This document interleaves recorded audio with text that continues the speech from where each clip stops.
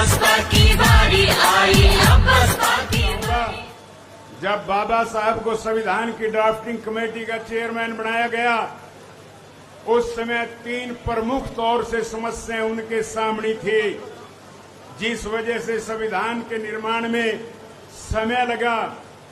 सबसे पहली समस्या थी कि वोट का अधिकार सभी लोगों को प्राप्त नहीं होना चाहिए, लेकिन बाबा साहिब इस मत के थे कि जब तक प्रत्येक व्यक्ति को वोट का अधिकार प्राप्त नहीं होगा तो यह संपूर्ण प्रजातंत्र नहीं गिना जाएगा। बहुत लंबी जद्दोजहद के बाद बाबा साहब ने हिंदुस्तान के अंदर बसने वाले प्रत्येक नागरिक को वोट का अधिकार दिलाने का काम किया था। दोस्तों, यह श्रेय बाबा भीमराव अंबेडकर जी को जाता है। और उस समय ये तर्क दिए जाते थे कि ग्रामीण आंचल में बसने वाले गरीब व्यक्ति अपने वोट का सही से इस्तेमाल नहीं कर पाएंगे।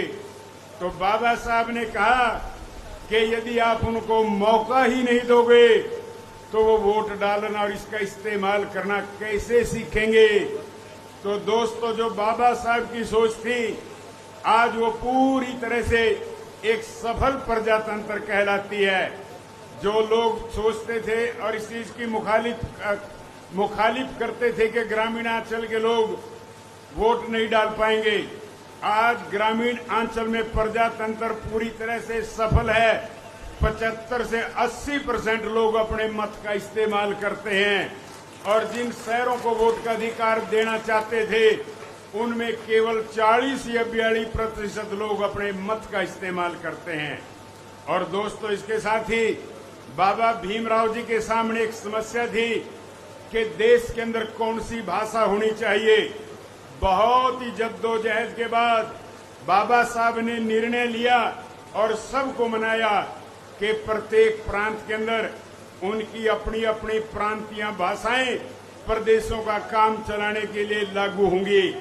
और जहां तक सवाल है कानूनी व्यवस्था का, कानूनी व्यवस्था के लिए अंग्रेजी का अनिवार्य होना जरूरी है, अन्यथा तो कानून समझ में नहीं आएगा। और इसके साथ ही कहा था कि नेशन के स्तर पे हिंदी भाषा का इस्तेमाल होना चाहिए। और तीसरा जो काम बाबा साहब के सामने कठिनाई भरा काम था, वो था राजनीति के अंदर रिजर्वेशन। बहुत से लोग भी इस पक्ष में नहीं थे कि राजनीति के अंदर रिजर्वेशन होनी चाहिए, लेकिन बड़ी लंबी बहस के साथ बाबा साहब ने इसमें भी कामयाबी हासिल की। और इस भारतवर्ष के अंदर राजनीति के अंदर तथा अन्य पदों पे रिजर्वेशन कराने का काम भी दोस्तों बाबा साहब ने किया था।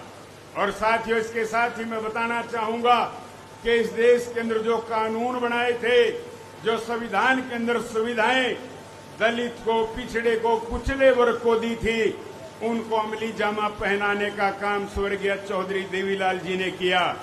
दोस्तों, चौधरी देवीलाल सबसे पहला ऐसा व्यक्ति था जिसने हरियाणा प्रदेश के अंदर सबसे पहले कानून बनाया कि प्रत्येक गांव के अंदर चमार जाति का व्यक्ति नंबरदार बनाया जाएगा, ताकि लोगों के अंदर बराबरता आए और चमार जाति के लोगों के अंदर एहसास हो कि आप भी सबके बराबर हैं। ये पहला कदम चौधरी देवीलाल जी का था। तो दोस्तों, चौधरी देवीलाल जी एक बार हिसार से चंडीगढ़ के लिए आ रहे थे, तो दोस्तों रास्ते में देखा कि कुछ एक लोग नए कपड़े पहने हुए, बरसात हो रही थी, सर्दी का मौसम था, पेड़ों के नीचे खड़े भीग रहे थे। चौधरी साहब ने अपनी गाड़ी रोकी और उतर करके पूछा कि भाई, आप सबने नए कपड़े पहने हुए हैं और यहाँ बरसात में भीग रहे हो। तो उन्होंने कहा, जी हम चमार जाति के लोग हैं, इस गांव में परसाराम के यहाँ बारात लेकर के आए थे, बरसात शुरू हो गई, उस गरीब के पास हमें ठहराने के लिए कोई जगह नहीं है। तो चौधरी साहब के दिमाग में बाबा भीमराव जी की नीतियां घूमने लगी और चौधरी साहब ने सीधे चंडीगढ़ जाकर के कैबिनेट की मीटिंग बुलाई और तुरंत से कानून पास किया कि हरियाणा प्रदेश के प्रत्येक गांव के अंदर चमार जाति के चौपालों का निर्माण होगा। ये कितना बड़ा कदम चौधरी देवीलाल जी ने दबे और पिछड़े वर्ग को उठाने के लिए बाबा भीमराव जी की नीतियों को अमली जामा पहनाने का काम किया। और इसी तरह से एक बार चौधरी देवीलाल जी ग्रामीण अंचल का दौरा कर रहे थे। सड़क के ऊपर कुछ महिलाएं पत्थर तोड़ रही थी। चौधरी साहब की नजर पड़ी कि एक गरीब महिला पत्थर तोड़ रही है और उसको बच्चा होने वाला है। चौधरी साहब ने उसके पास जाकर के पूछा कि बेटा तू पत्थर तोड़ रही है, जब तेरे को बच्चा पैदा होगा तो तेरी खुराक का क्या इंतजाम होगा। वो गरीब महिला कहने लगी कि ताऊ जी यही 2-3 दिन की दिहाड़ी इकट्ठा करके मैं अपना रोटी टूक चला लूंगी। फिर चौधरी देवीलाल जी के मन पे बाबा भीमराव जी की नीतियां घूमने लगी और चौधरी साहब ने चंडीगढ़ जाते एक कानून बनाया कि प्रत्येक हरिजन और चमार जाति की महिला के जब बच्चा पैदा होगा उसको खुराक के तौर पे 5100 रुपए जब्ते की राशि दी जाएगी। कितना बड़ा कानून था एक गरीब आदमी को ऊपर उठाने के लिए। दोस्तों मैं ये कहूं कि चौधरी साहब ने दबे को, पिछड़े को, कुचले को बाबा साहब की नीतियों को मद्देनजर रखते हुए ऊपर उठाने का काम किया। और चौधरी साहब ने इस देश के अंदर घूम घूम करके एक निर्णय लिया कि विधानसभा और लोकसभा के अंदर 36 बरादरी के लोगों का प्रतिनिधित्व नहीं है। कुछ एक समुदाय के लोग ही सांसद बनते थे और विधायक बनते थे। दोस्तों पहला व्यक्ति चौधरी देवीलाल था जिसने 36 बरादरी के लोगों को, कुम्हार को, जोगी को, नाई को, धोबी को, सभी जातियों को टिकट देकर के पहली बार हरियाणा प्रदेश की विधानसभा में भेजने का काम किया था। आज पूरे देश के अंदर घूम करके देख लो, प्रत्येक प्रदेश के अंदर चाहे वहाँ किसी भी राजनीतिक दल की सरकारें हैं, लेकिन दोस्तों 36 बरादरी के लोगों का बराबर का प्रतिनिधित्व आपको प्राप्त मिलेगा। मैं ज्यादा समय न लेते हुए यहाँ पहुँचने पे जो हमारे नेता आकाश आनंद जी हैं उनका मैं स्वागत करता हूँ तहे दिल से और आप लोगों से कहता हूँ कि तालियां बजा करके स्वागत करने का काम करें। और उनके साथ ही बहन मायावती जी के कमांडर रणधीर सिंह जी बेनीवाल भी मौजूद हैं। बहुत मेहनती और बहन जी के सबसे भरोसेमंद व्यक्ति है, उनका भी तालियां बजा करके स्वागत करने का काम करें। तो दोस्तों मैं ज्यादा समय न लेते हुए आप सबका धन्यवाद करता हूं और फिर से आकाश आनंद जी का तहे दिल से स्वागत करता हूं। और आपके बीच में मैं यहाँ की प्रत्याशी सपना बड़श्यामी जी को भी अनुरोध करूंगा कि वो 2 मिनट के लिए आए और अपने नेता का सम्मान करे, स्वागत करे। धन्यवाद साथियों, जय हिंद साथियों।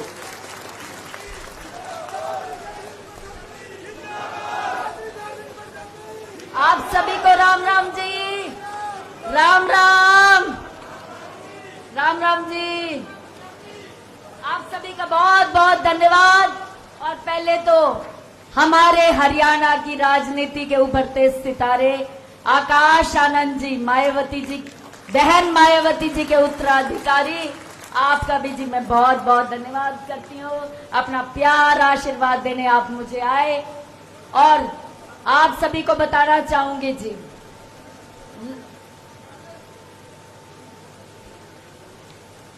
आकाश आनंद जी, बहन मायावती जी के विश्वास पात्र 4 बार प्रदेश के प्रभारी रहे रणधीर बेनीवाल जी का भी मैं बहुत बहुत धन्यवाद करती हूँ। अपना प्यार आशीर्वाद देने आए। और मेरे ससुर शेर सिंह बड़शामी जी, मान सम्मान, संघर्ष, मेहनत, मजबूत इंसान की पहचान मेरे ससुर शेर सिंह बड़शामी जी। मेरे डैडी ने मुझे आशीर्वाद दिया, उसका भी मैं बहुत बहुत धन्यवाद करती हूँ।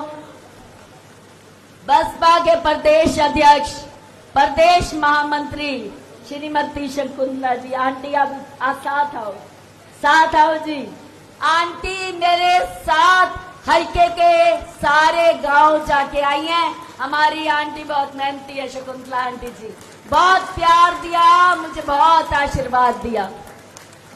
हमारे जिला के अध्यक्ष श्री मान सिंह जी, आपका भी बहुत बहुत धन्यवाद अपना आशीर्वाद देने पर। और मंच पे आसीन सभी INLD व BSP के नेतागण, सभी का मैं धन्यवाद करती हूँ जी।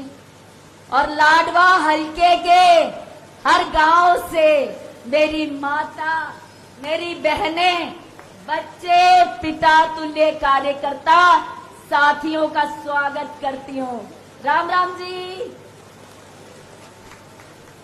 सबसे पहले तो मैं आकाश आनंद जी का यहाँ पहुंचने पर तहे दिल से स्वागत करती हूँ और धन्यवाद करती हूँ। और सबसे पहले तो मैं एक बात कहना चाहूंगी, बाबा साहिब की वजह से औरत को मान सम्मान मिला, अधिकार मिला। आज मैं यहाँ पे हूँ तो उनकी बदौलत हूँ। मैं उनको कोटि कोटि शत शत प्रणाम करती हूँ। आज आप जानते हो जी, हरियाणा प्रदेश में गठबंधन की सरकार है कि नहीं है? तो आपको बताना चाहूंगी, पहले अब बीजेपी 10 साल से है, 10 साल से बीजेपी है, और उससे पहले कांग्रेस थी 10 साल। 10 साल कांग्रेस ने जुल्म किए, बीजेपी को जो है ना, बीजेपी जैसी पार्टी ऊपर आ गई। बीजेपी जैसी पार्टी तब ऊपर आई जब 10 साल कांग्रेस ने बेहद जुल्म किए। और आज 10 साल बीजेपी, 10 साल से बीजेपी है, और नैब सैनी 4.5 साल से सांसद है। 4.5 साल से वो इंसान सांसद है, और 6 महीने से मुख्यमंत्री। 6 महीने से मुख्यमंत्री। एक सिंगल काम भी नहीं हुआ हल्के का एक सिंगल काम भी नहीं किया। हर गांव में जा रही हूं, हर जगह लोग तड़प रहे हैं, बेचैन। और मैं कहूंगी, जो माजी है ना और जो महिलाएं हैं, वो हाथ पकड़ के रो रही हैं। आज हमारे बच्चे, हमारी युवा शक्ति, बीजेपी 10 साल कांग्रेस की वजह से और 10 साल बीजेपी की राज की वजह से, आज हमारे बच्चे जो हरियाणा की चौधर करते, आज सारी की सारी युवा शक्ति ज्यादातर हर गांव से खत्म हो चुकी है। खत्म हो चुकी है आज युवा शक्ति। सारी की सारी गांव के गांव खाली हो गए, गांव के गांव खाली हो गए, युवा शक्ति खत्म, यानी के गांव के वोट खत्म।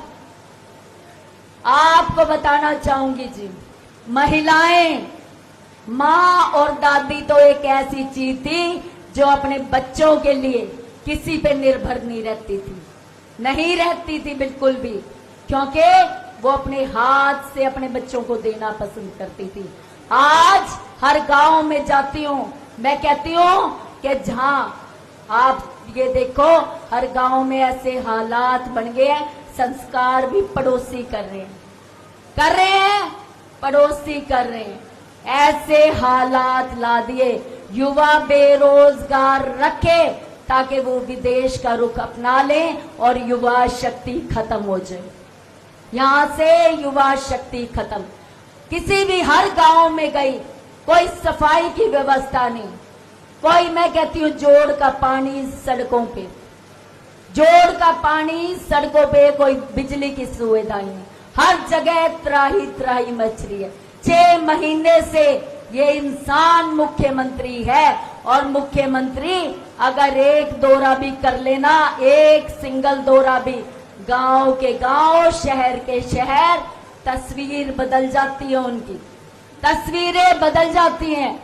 अगर एक मुख्यमंत्री सिर्फ दौरा कर ले, लेकिन काम करने की नीयत नहीं है।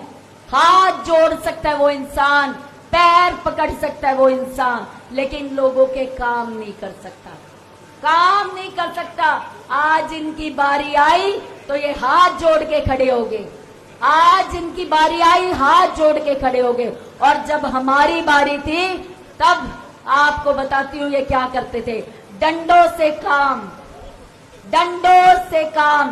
किसानों पे लाठीचार्ज करा, किसानों पे लाठीचार्ज करा, हमारे अन्नदाता पे लाठीचार्ज करा। किसान, अन्न हमारा अन्न देवता है, वो एक ऐसा देवता है जो साक्षात दिखता है।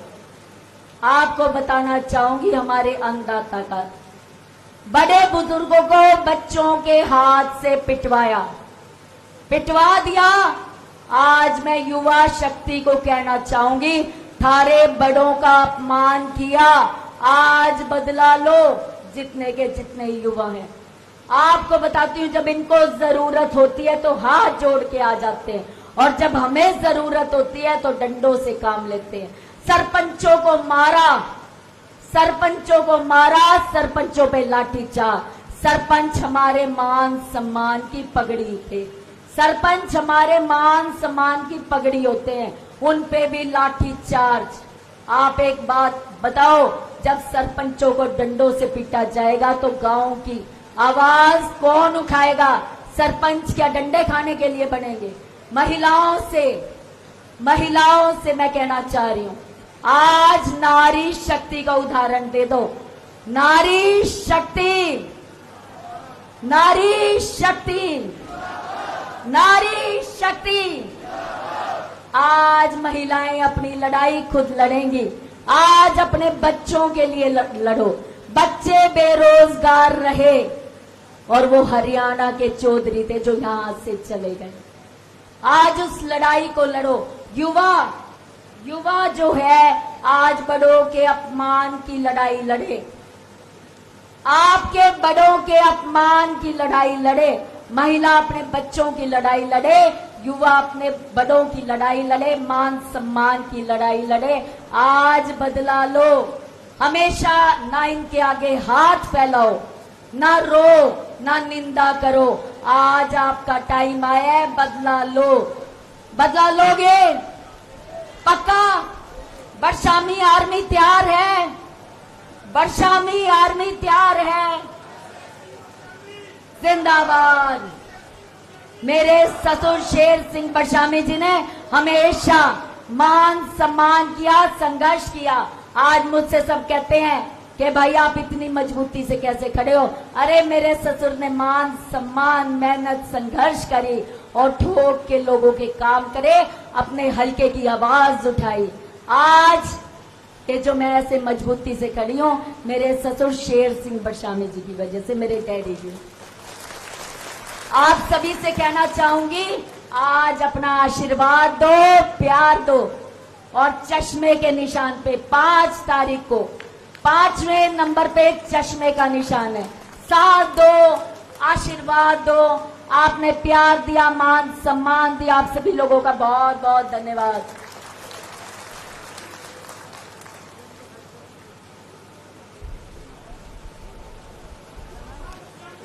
धन्यवाद। आपकी प्रत्याशी ने आपके सामने अपने विचार रखे। अब आपके सामने बहुजन समाज पार्टी के 4 स्टेट के प्रभारी श्री रणधीर सिंह जी बेनीवाल संबोधित करें। उससे पहले गुरनाम सिंह जी बुढ़ा, हमारे वरिष्ठ नेता, उनको साल उड़ा करके सम्मानित करेंगे। और तून खान जी, इनालो के वरिष्ठ नेता, वो सम्मान की सूचक पगड़ी भेंट करेंगे।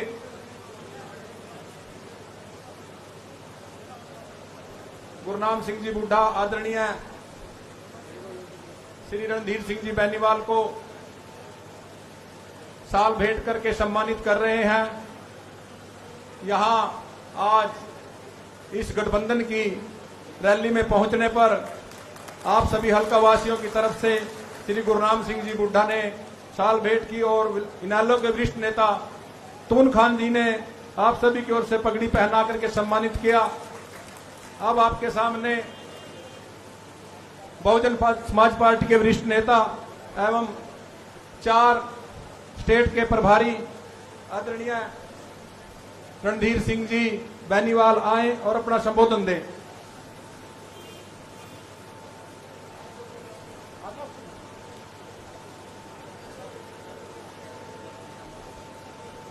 आपके सामने रणधीर जी ने कहा कि आज की सभा को आकाश आनंद संबोधित करेंगे। इसको मुकुट दे करके बहुजन समाज पार्टी के जिला अध्यक्ष मान सिंह जी, राष्ट्रीय राजनीति के उभरते सितारे आकाश आनंद जी को मुकुट दे करके सम्मानित कर रहे हैं बहुजन समाज पार्टी के। और पगड़ी भेंट करी है श्रीमती शकुंतला भट्टी ने। और चांदी का मुकुट दे करके बहुजन समाज पार्टी के जिलाध्यक्ष मान सिंह जी ने आप सभी की ओर से यहां पहुंचने पर उनका स्वागत किया और हमारी पार्टी के हलका के प्रधान राजेंद्र कश्यप जी लाडवा हलका की तरफ से उनको सम्मान की सूचक पगड़ी के साथ शाल भेंट कर रहे हैं।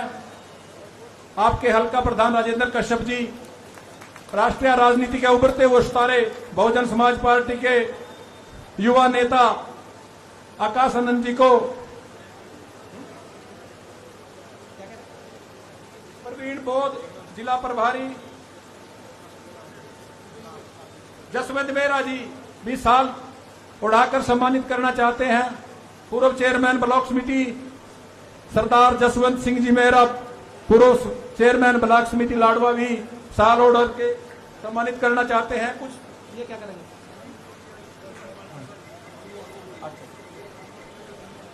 साथियों, प्रोफेसर प्रवीण बोध जिला प्रभारी महेंद्रपाल लाडवा जी को भी चित्र भेंट करेंगे। माननीय आकाशन जी को अपनी भावनाओं को व्यक्त करते हुए लाडवा हलके में पहुंचने पर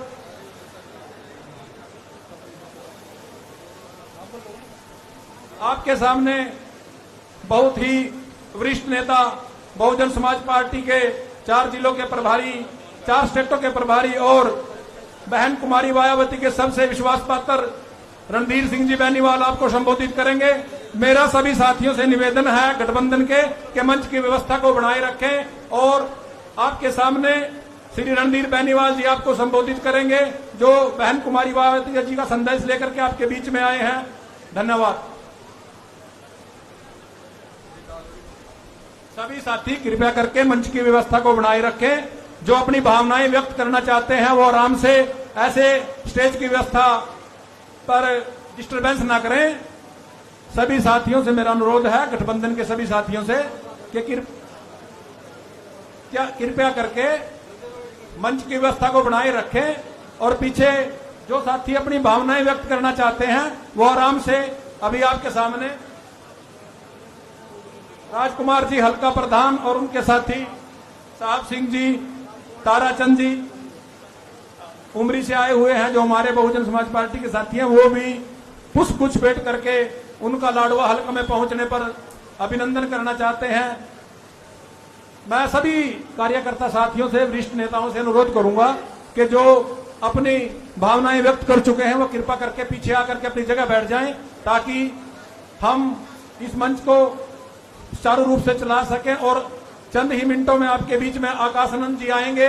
उससे पहले मैं सभी साथियों से अनुरोध करूंगा कि व्यवस्था को बनाए रखें और श्री रणधीर सिंह जी बेनीवाल जो 4 स्टेट के प्रभारी हैं और कुमारी बहन मायावती जी के वरिष्ठ साथी हैं और उनका यहां पहुंचने पर स्वागत है और आपके बीच में अभी आपको संबोधित करेंगे। इनेलो बसपा गठबंधन जिंदाबाद, इनेलो बसपा गठबंधन जिंदाबाद। श्री रणधीर सिंह जी।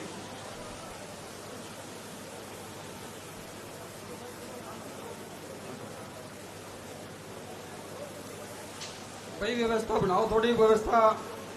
देखो, बहुजन समाज पार्टी के लोग बड़े अनुशासन के लोग हैं, आप लोग व्यवस्था बनाने का काम करें। बैठिए अध्यक्ष जी, बिठाओ इनको, बिठाओ सबको, हटो एक तरफ, साइड में बैठो।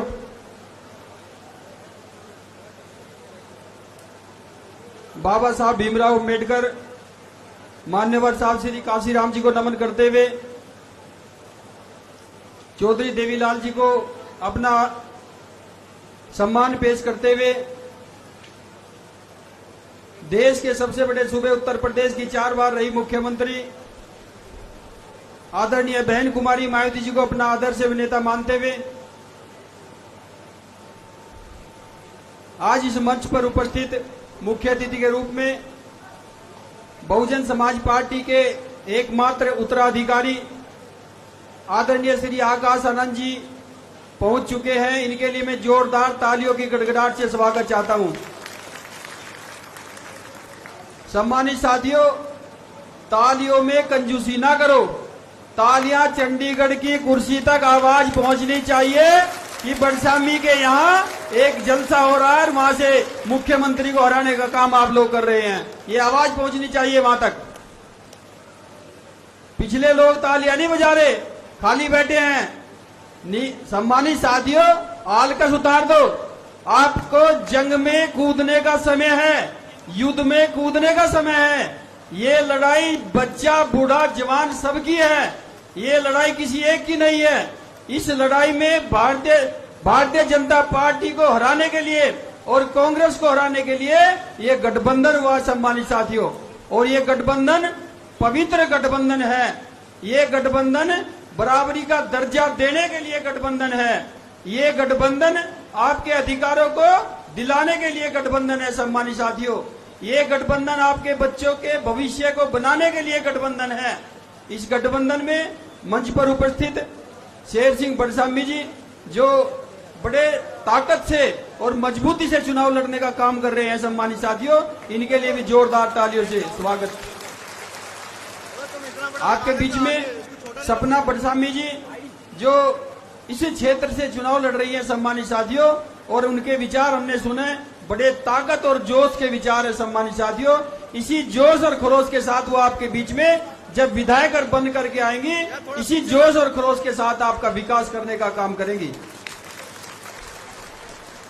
मंच पर उपस्थित दोनों पार्टियों के स्टेट की कमेटी, जिला कमेटी, विधानसभा कमेटी, सेक्टर कमेटी और बूथ के कार्यकर्ता, मेरे बुजुर्ग नौजवान साथी, मातृशक्ति, सम्मानित साथियों, कुछ चंद लाइनें कह करके मैं अपना समय मुख्य अतिथि को देना चाहूंगा सम्मानित साथियों।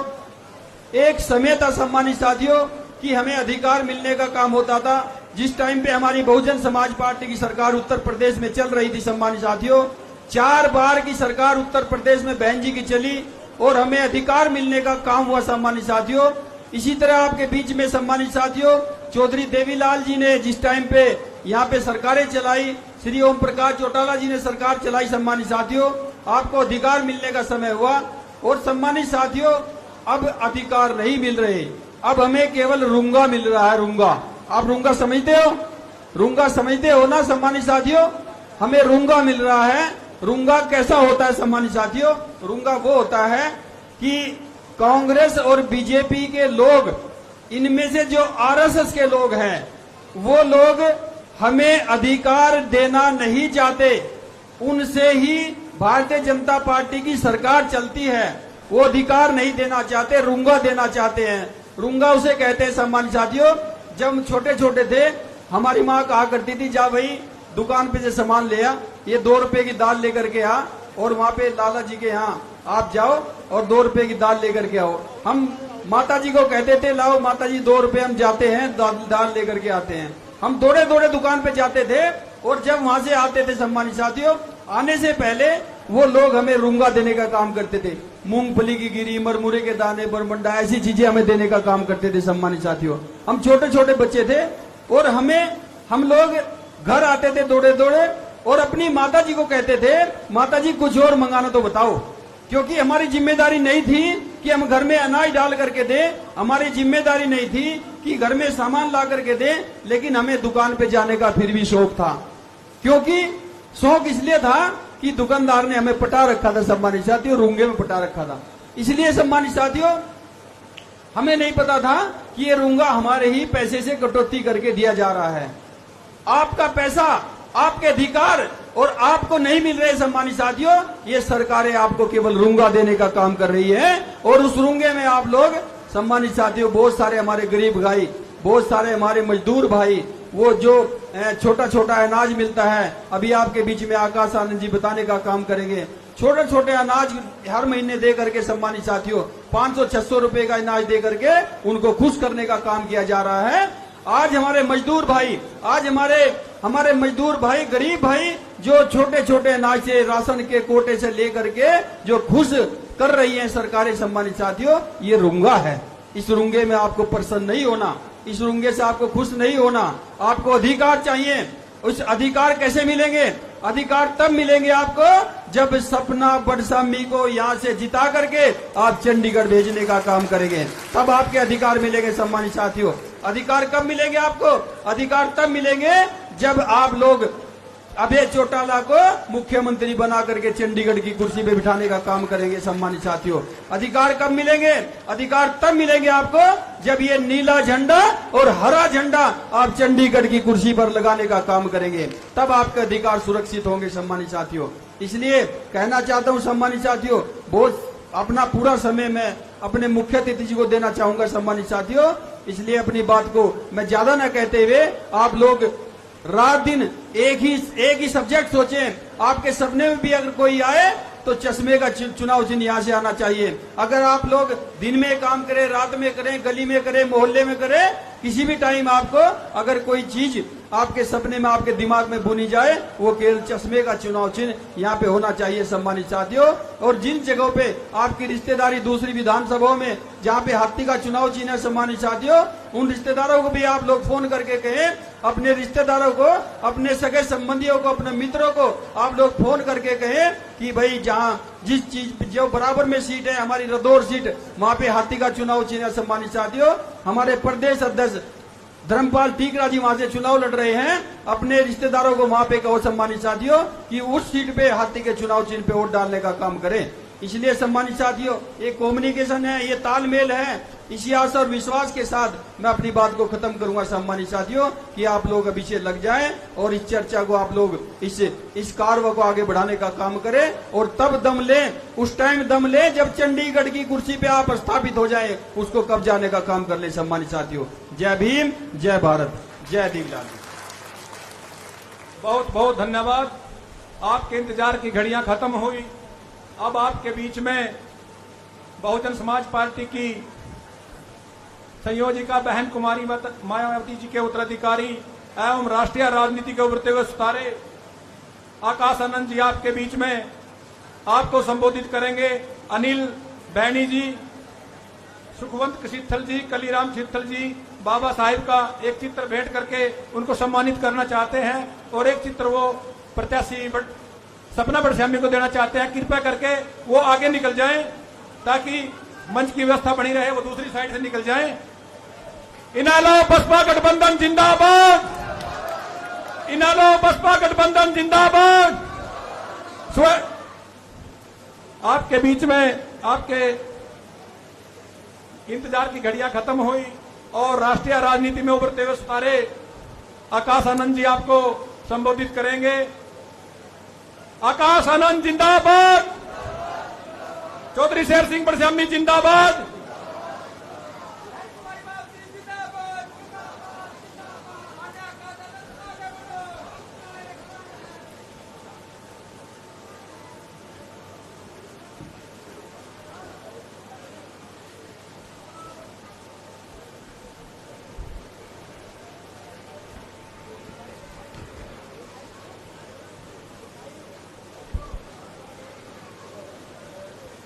जय भीम। क्यों लाडवा की जनता थक गई क्या? यहाँ के हलके के लोग परेशान हैं, इसलिए निराश हो गए।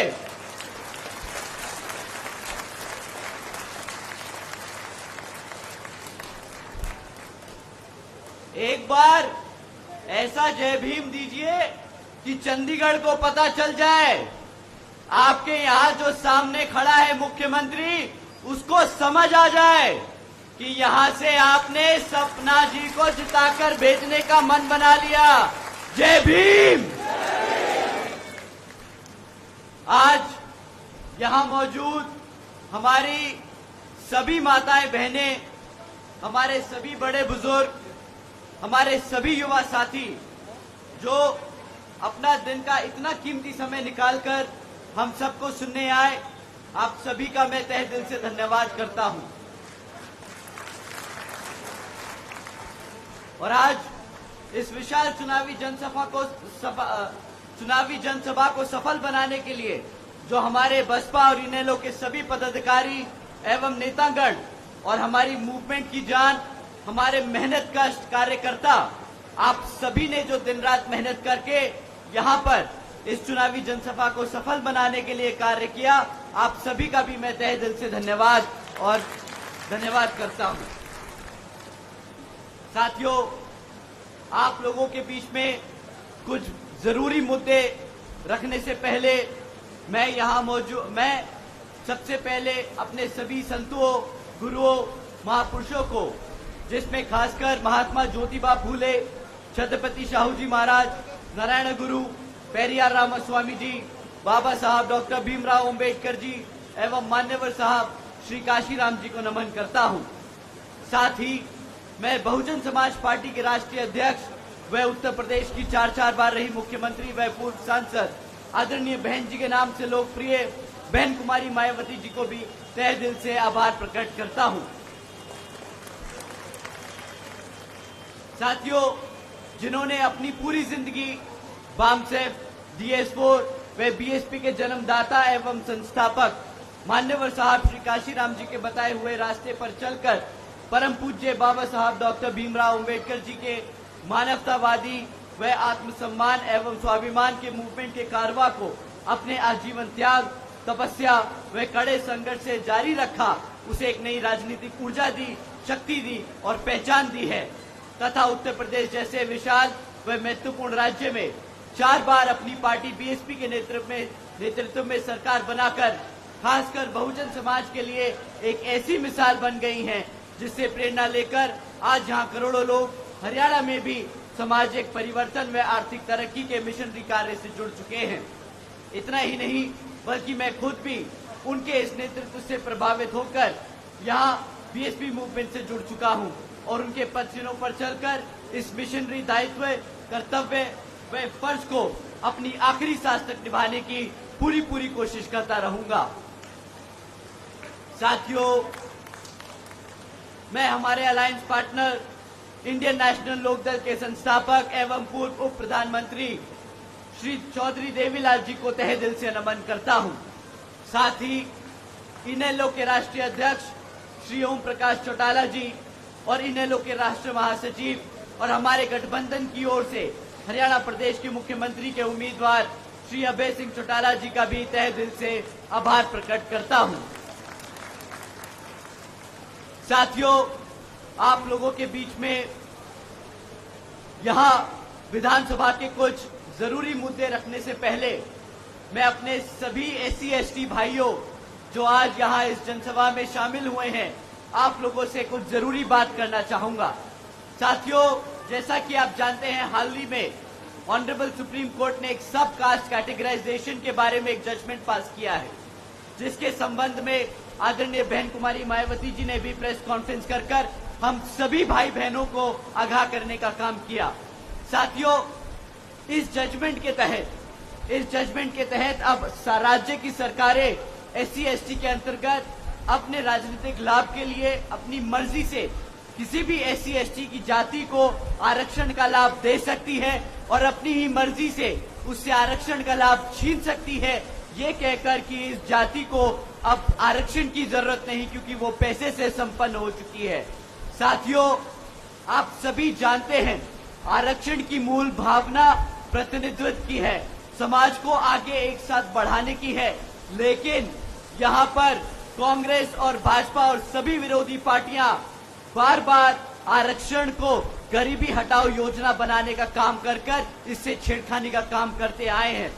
आदरणीय बहन जी ने इस फैसले पर सवाल उठाते हुए पूछा है कि जिन्हें आरक्षण का लाभ मिला है, क्या उनकी सामाजिक स्थिति इतनी बेहतर हो गई है, क्या उनके साथ भेदभाव खत्म हो गया है। साथियों, भाजपा और कांग्रेस ने सोची समझी साजिश के तहत ये जजमेंट पास कराकर देश से आरक्षण को खत्म करने के लिए पहला कदम उठाया है। साथियों, इतना ही नहीं, ये SC समाज को बांटने की शुरुआत की गई है, ये SC समाज की आजादी छीनने की शुरुआत की गई है, ये संविधान से छेड़खानी की शुरुआत की गई है। संविधान बचाने के नाम पर भाजपा और कांग्रेस मिलकर संविधान को बदलने का काम कर रहे हैं। आदरणीय बहन जी ने कहा है कि अगर भाजपा की एनडीए और कांग्रेस की इंडिया अलायंस वाली पार्टियां, जिसमें आम आदमी पार्टी जैसी पार्टी शामिल हैं, ये सब अगर हमारे समाज के सच्चे आरक्षण के हितैषी हैं, तो ये सब मिलकर पार्लियामेंट के जरिए रिजर्वेशन एक्ट को संविधान की 9वीं सूची में डाले ताकि रिजर्वेशन से कोई छेड़खानी ना कर सके। परंतु साथियों, और इसके साथ साथ आदरणीय बहन कुमारी मायावती जी और बीएसपी की ये भी मांग है कि जुडिशरी में भी अब रिजर्वेशन लागू होना चाहिए ताकि भविष्य में ऐसे जजमेंट ना पास हो सके जिससे रिजर्वेशन के खिलाफ कोई छेड़खानी करने की कोशिश कर सके। साथियों, इसी क्रम में कांग्रेस की ओर से उनके राष्ट्रीय अध्यक्ष श्री खड़गे जी ने प्रेस कॉन्फ्रेंस कर ये कहा कि आरक्षण तो पंडित नेहरू और गांधी जी की देन है। साथियों, यही वो कांग्रेस वाले हैं जो आप लोगों के बीच में घूमकर अभी लोकसभा में संविधान को बचाने का आश्वासन देके गए थे और आपसे आपका वोट मांगा था। हमारे सभी SC/ST भाइयों से मैं पूछना चाहता हूं, क्या ये कांग्रेस वाले आप लोगों के बीच में घूमकर आपको संविधान को बचाने की आश्वासन देकर गए थे कि नहीं देके गए थे? हाथ उठाकर बताइए हमारे सभी SC/ST भाई। साथियों, जब ये जजमेंट पास हुआ तो आदरणीय बहन कुमारी मायावती जी ने इन्हीं कांग्रेस वासियों से पूछा कि भाई, जब आरक्षण के खिलाफ ये जजमेंट पास हुआ था तो तुम लोग कहां थे? तुमने हमारे समाज का वोट तो मांग लिया, उन्होंने वोट भी डाल दिया, परंतु जब आरक्षण के खिलाफ ये जजमेंट पास हुआ तो तुम लोगों ने क्यों उसके खिलाफ आवाज नहीं उठाई? पर राहुल गांधी जी जो आपके बीच में घूमकर आपसे वोट मांग रहे थे, वो तो विदेश छोड़कर या देश छोड़कर विदेश भाग गए और खड़गे जी को आगे कर दिया। और खड़गे जी भी एक कदम आगे बढ़ के बोलते हैं कि ये तो आरक्षण पंडित नेहरू और गांधी जी की देन थी। मैं राहुल गांधी जी से पूछता हूं कि जब आपने हमारे समाज का वोट मांगा तो जब ये आरक्षण के खिलाफ जजमेंट पास हुआ तो क्यों आप इनके खिलाफ, क्यों आप सुप्रीम कोर्ट में जाके इसके खिलाफ नहीं लड़े? साथियों, राहुल गांधी जी विदेश जाकर बोलते हैं कि जिस दिन कांग्रेस का अच्छा समय आएगा वो संविधान से आरक्षण खत्म करने का काम करेंगे। बताइए, क्या ये हमारे SC समाज से धोखा है कि नहीं? कांग्रेस वालों ने हमारे SC समाज के साथ धोखा किया कि नहीं? हाथ उठाकर बताइए मेरे साथियों कि किया कि नहीं।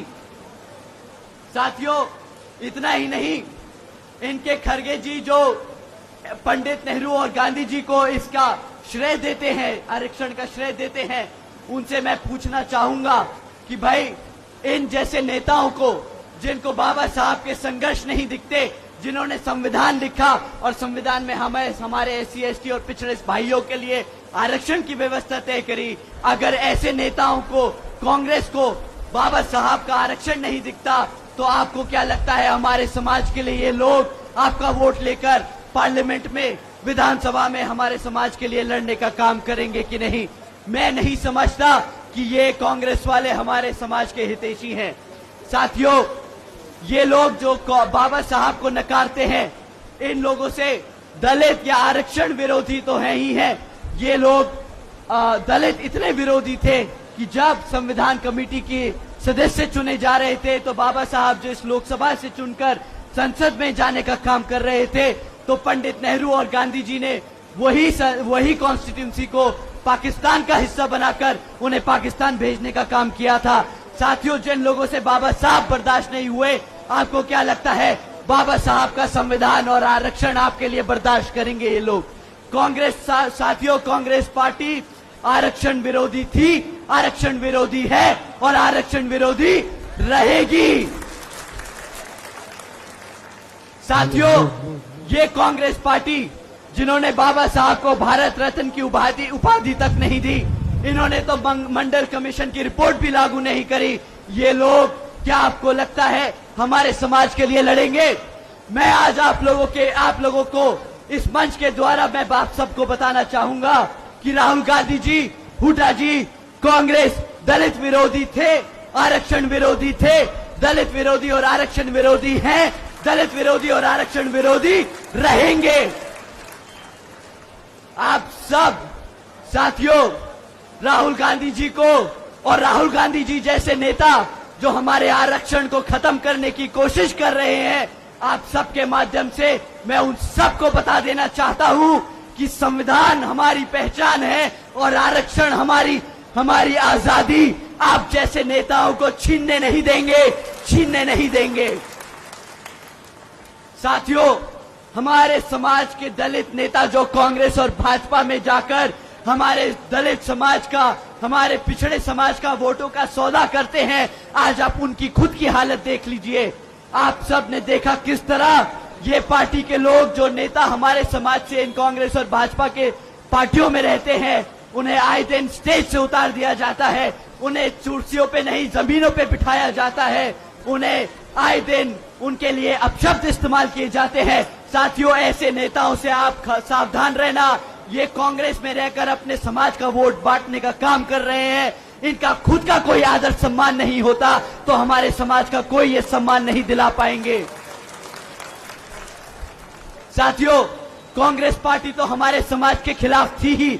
आप सब जो आज यहाँ इस पंडाल में बैठे हैं, मैं आप सबको भाजपा का भी सच आप लोगों के सामने रख देना चाहता हूँ।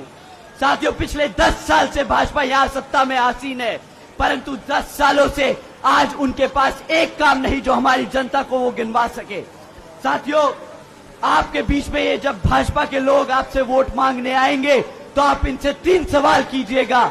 अपने बच्चों की शिक्षा पे सवाल कीजिएगा, हमारे युवा साथियों के लिए रोजगार पे सवाल कीजिएगा, हमारी माताएं बहनों के लिए जो आसमान छूती हुई महंगाई है उसके लिए सवाल कीजिएगा। साथियों, अगर हम शिक्षा की बात करें तो ये भाजपा वाले पिछले 10 सालों में हमारे बच्चों के 5000 से ज्यादा प्राइमरी स्कूल बंद कर चुके हैं। इतना ही नहीं साथियों, आज जो 2000 से ज्यादा सीनियर सेकेंडरी स्कूल खुले हुए हैं प्रदेश में, वो भी उनसे आधे से ज्यादा प्राइमरी सीनियर सेकेंडरी स्कूल्स में। साथियों,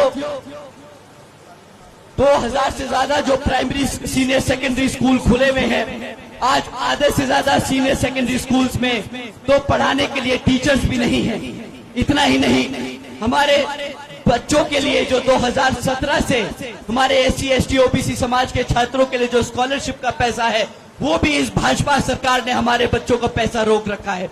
साथियों, एक तरफ हमारे बच्चों की पढ़ने की संख्या बढ़ती जा रही है और दूसरी तरफ ये भाजपा वाले हमारे बच्चों की पढ़ाई का पैसा रोक रहे हैं। हमारे बच्चों के पढ़ाने वाले स्कूलों में शिक्षक नहीं भर्ती कर रहे और हमारे बच्चों के लिए जो खुले हुए स्कूल थे उन्हें बंद करने का काम किया है। आप ही बताइए साथियों, क्या ऐसी सरकार को आप अपने हलके में घुसने देंगे? आपके बच्चों के साथ, आपके बच्चों की शिक्षा से जिन्होंने खिलवाड़ किया, क्या आप ऐसे लोगों को दोबारा अपने हलके में दोबारा सत्ता में आने देंगे? साथियों, भाजपा में वही मुख्यमंत्री आपके हलके से लड़ रहा है, उसको मुंह तोड़ जवाब देना है। यहां से आप लोग अपनी सपना जी को जिताकर विधानसभा भेजेंगे और अपने बच्चों के लिए एक सुरक्षित भविष्य तय करने का काम करेंगे। साथियों, भाजपा ने सिर्फ एक ही क्षेत्र में तरक्की करी है। जब शिक्षा की बात करते हैं, आए दिन पेपर लीक की खबरें जो हम सुनते आए हैं। साथियों, कोई भी ऐसी सरकारी डिपार्टमेंट नहीं बचा जिसकी भर्ती के परीक्षा के पेपर ना लीक हुए हो। साथियों, हकीकत तो ये है कि भाजपा हो या कांग्रेस, दोनों ही पार्टियां हमारे बच्चों के भविष्य से खिलवाड़ करती आई है। एक सरकार में रहकर हमारे बच्चों को परेशान करती है तो दूसरी विपक्ष में बैठकर हमारे बच्चों के लिए आवाज नहीं उठाती। आप सभी बताइए, क्या ऐसी पार्टियों को आप दोबारा यहां पर आने देंगे कि नहीं? साथियों, एक तरफ भाजपा है और दूसरी तरफ कांग्रेस, जो गरीब विरोधी नीतियों पर चलकर हमारे सभी साथियों को, हमारे सभी बच्चों को पढ़ने लिखने से दूर रखती है। और दूसरी तरफ आदरणीय बहन कुमारी मायावती जी की नीतियां हैं, जिसके तहत चलकर यूपी में बसपा की सरकार के चलते हुए सावित्रीबाई फूले बालिका शिक्षा योजना चलाई गई थी, जिसके तहत 7 लाख से ज्यादा बच्चियों को 12वीं तक की शिक्षा देने के लिए आदरणीय बहन कुमारी मायावती जी ने 600 करोड़ से ज्यादा की लागत हमारी बच्चियों के लिए शिक्षा में लगाई थी। इतना ही नहीं, हमारे सभी बच्चों के लिए 6 से 6 engineering colleges, 2 homeopathic colleges, 24 polytechnic colleges, 2 paramedical, 6 universities, 200 से अधिक इंटरमीडिएट डिग्री कॉलेजेस, 100 से अधिक ITIs, 700 से 500 से ज्यादा हाई स्कूल और 5,500 से ज्यादा प्राइमरी स्कूल्स बनाने का काम किया था। साथियों, उसी तरह जब आप यहाँ पर अपने गठबंधन की सरकार को सत्ता में लाएंगे तो इतनी बड़ी संख्या में आपके हलके में, आपके प्रदेश में आपके लिए श्री ओम प्रकाश चौटाला जी और यहाँ पर आपकी अपनी सपना आपके हलके में, आपके गांव-गांव में स्कूल खुलवाने का काम करेगी। साथियों, एक तरफ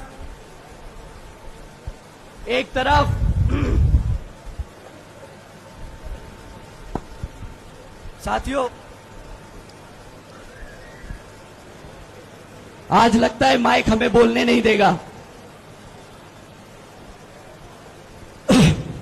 साथियों, मैं अपने सभी युवा साथियों से दरखास्त करूंगा कि जब भाजपा के लोग आप लोगों के बीच में आए तो आप उनसे जरूर सवाल कीजिएगा कि पिछले 10 साल से हम अपनी पढ़ाई लिखाई कर डिग्रियां लेकर यहां पर बेरोजगार घूम रहे हैं। आपको जानकर हैरानी होगी कि यहां आज पंडाल में बैठे युवा साथी अकेले नहीं है। हरियाणा का 40% युवा आज की डेट में बेरोजगार घूम रहा है। साथियों, ऐसा नहीं कि ये सरकार आपके बच्चों को रोजगार नहीं दे सकती। मेरे युवा साथी, आप लोगों को जानकर हैरानी होगी कि भाजपा के पास आज 2 लाख से ज्यादा सरकारी पद खाली पड़े हैं। इतना ही नहीं, आज 10 साल बाद 2000 से ज्यादा जो सरकारी कॉलेजेस में जो हमारे लेक्चरर्स थे वो पिछले 10 साल से परमानेंट होने की मांग कर रहे हैं।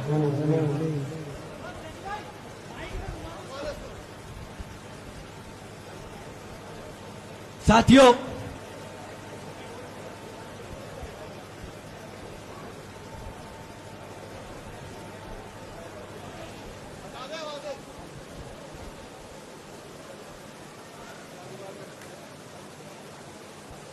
साथियों, 2 लाख से ज्यादा सरकारी पद जो खाली पड़े हैं, ऐसा नहीं कि ये भाजपा अगर चाहे तो हमारे बच्चों को रोजगार देने के लिए वो सरकारी पद नहीं भर सकती, परंतु इनकी नीयत नहीं है कि ये सरकारी पद वो भर सके। क्योंकि साथियों, जो 2 लाख सरकारी पद हैं, अगर इन्होंने हमारे सभी समाज के बच्चों को वो पद भरकर दे दिए, उन्हें रोजगार दे दिया, तो उसके तहत इन लोगों को वो आरक्षण के तहत उन सरकारी पद को भरना पड़ेगा। परंतु ये लोग वो 2 लाख सरकारी पद नहीं भरते। ये लोग कौशल विकास निगम जैसी योजनाएं चलाते हैं और हमारे पक्की नौकरियों को कच्ची नौकरी करने का काम करते हैं, ताकि हमारे बच्चों को इन्हें परमानेंट ना करना पड़े, हमारे बच्चों को इन्हें आरक्षण के तहत वो रोजगार ना देना पड़े।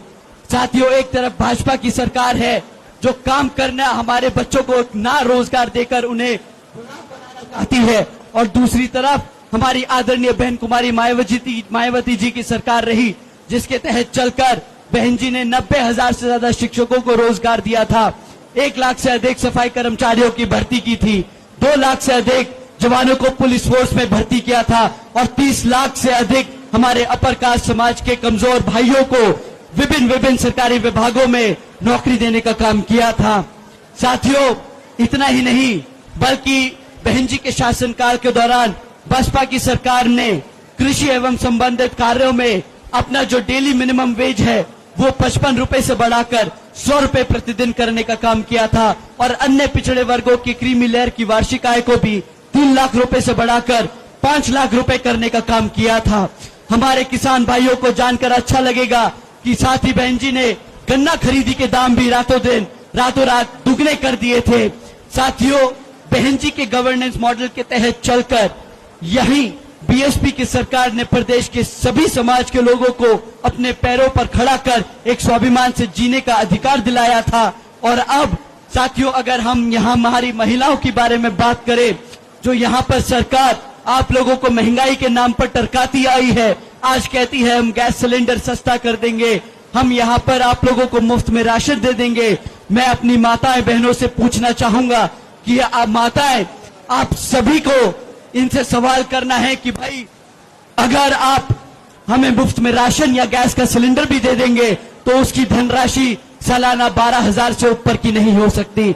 आप लोग उनसे पूछिएगा कि अगर साल का 12,000 रुपए का मुफ्त का राशन अगर आप लोगों को वाजिब लगता है, आप उनसे जरूर सवाल कीजिएगा कि अगर 12,000 रुपए का राशन वाकिफ है तो हमारे बच्चों की जो महीने की 25,000 की नौकरी बनती है वो कहां है। अगर आपकी बच्ची को, अपने बच्चों के लिए आप रोजगार की मांग करेंगे तो आपको महंगाई की मार नहीं पड़ेगी। आप अपने बच्चों को रोजगार के लिए मांगिएगा, ये मुफ्त में राशन की स्कीमों में मत आइएगा। साथियों, ये लोग बड़े चौड़ से कहते हैं भाजपा वाले कि हमने भारत की 80 करोड़ जनता को मुफ्त में राशन देने का काम किया। मैं इनसे पूछता हूं कि भाई 80 करोड़ जनता को अगर मुफ्त में राशन देने की तुम्हें जरूरत पड़ रही है तो मतलब 80 करोड़ जनता भारत की आज गरीबी रेखा से नीचे है, क्योंकि वो खुद अपना राशन नहीं खरीद सकती। यहाँ एक तरफ श्री अभय सिंह चौटाला जी और आदरणीय बहन कुमारी मायावती जी की नीतियां हैं, जिसके तहत चलकर आपके हल्के में ही नहीं पूरे प्रदेश में वो हमारे बच्चों को रोजगार देने का काम करेगी, ताकि हमारे यहाँ सभी माताएं बहनों को अपने आप अपने बच्चों को अपने पैरों पर खड़ा करके देखेंगी, एक स्वाभिमान से जीने की जिंदगी मिलेगी। साथियों, आखिर में इन्हीं कुछ जरूरी बातों के साथ ही अब मैं आप सभी लोगों से, खैर मैं और आदरणीय बहन कुमारी मायावती जी की भी एक खास विशेष अपील है कि इस विधानसभा चुनाव में आप सभी लोग हर मोर्चे पर सावधान रहें, क्योंकि आपका वोट बहुत कीमती है। आपका वोट कोई खरीद ना पाए, आपका वोट कोई लूट ना पाए, आपका वोट कोई पढ़ने से रह ना जाए। साथियों, जाति, बिरादरी, धन, बल, मंदिर, मस्जिद या किसी भी भावना आदि के नाम पर कोई स्वार्थी अपने जाल में फंसाकर आप लोगों का वोट का कोई दुरुपयोग ना कर ले, क्योंकि देश की हर महिला पुरुष को वो वोट डालने का अधिकार यहाँ परम पूज्य बाबा साहब डॉक्टर भीमराव अंबेडकर जी की अति महत्वपूर्ण देन है। मैं आप सभी से ये खास अपील करता हूँ कि आपके हल्के लाडवा से इनेलो के उम्मीदवार श्री शेर सिंह बरसामी जी की बहू श्री सपना बरसामी जी को चुनाव लड़ाया जा रहा है, तो आप उन्हें यहाँ भारी वोटों से जिताकर यहाँ पर वोटिंग मशीन पर इनेलो का जो चश्मा का चुनाव चिन्ह है उस पे बटन दबाकर यहाँ भारी मतों से जिताकर यहाँ पे आप विधानसभा भेजने का काम करें। क्योंकि साथियों, जब आपकी बहू, आपकी बेटी विधानसभा जाएगी तो वो दिन रात आपकी चौखट पे खड़े होकर आप लोगों के लिए काम करने का, मेहनत करने का, आपके संघर्षों के लिए, आपकी दिक्कतों को सुधारने का काम करेगी, आपको हल देने का काम करेगी। साथियों, अब समय बहुत कम बचा है, 5 अक्टूबर को वोटिंग है, तो हम सभी युवा साथियों से दरखास्त करेंगे, हम अपने सभी बड़े बुजुर्गों से उनका आशीर्वाद मांगते हुए कहेंगे, अपने युवा साथियों को कमर कसने का समय आ गया है भाइयों, सत्ता छीनने का समय आ गया है, आपको अपने हल्के में शासक बनने का समय आ गया है। आप सभी 5 तारीख को चश्मे के सामने वाला बटन दबाकर यहां सपना जी को जिताने का काम करें। जय भीम, जय भारत।